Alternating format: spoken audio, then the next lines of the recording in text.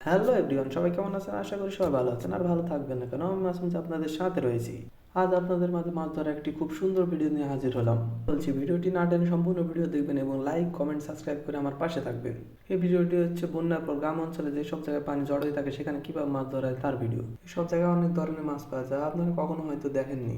বন্যার সময় এখানে অনেক নদীর মাছ ভেসে আসে যা পানি কমার সাথে সাথে আর যাইতে পারে না এবং সেসব মাছগুলো এখানে জড়ো হয়ে থাকে।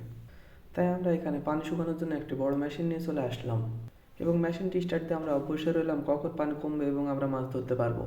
আর এই কাজটি একা করা সম্ভব না, তাই 4-5 জন নিয়ে আমরা টিম তৈরি করে মাছ ধরতে এসেছি।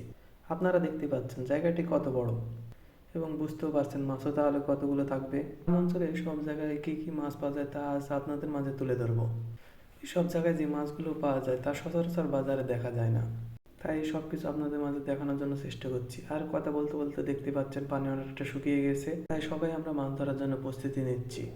আর এই কথা বলতে বলতে আপনারা দেখতে পাচ্ছেন দুজন নেমে পড়েছে আমাদের মাছ ধরার জন্য এবং তাদের পিছে পিছে আমিও নেমে পড়লাম মাছ ধরার জন্য। ফার্স্টে হাত দিয়ে একটু মাছ ধরার চেষ্টা করলাম, বাট ধরতে পারলাম না, চলে গেল পালিয়ে। এই মাছ ধরাটা যে কতটা কষ্টকর এবং কতটা আনন্দদায়ক আপনারা না ধরলে বুঝতেই পারবেন না।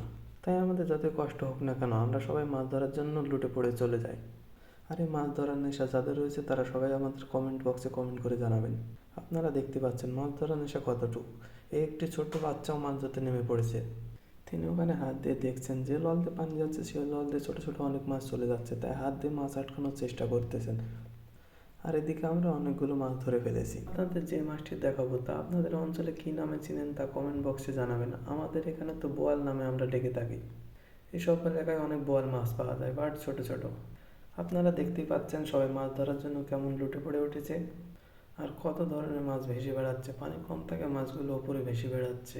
সব মাছ দেখে আমি আর থেমে থাকতে পারলাম না, তাই ক্যামেরাটি আরেকজনকে দিয়ে আমি চলে আসলাম মাছ ধরতে। আপনারা দেখতেই পাচ্ছেন অনেক ছোট ছোট মাছ ধরতেছি।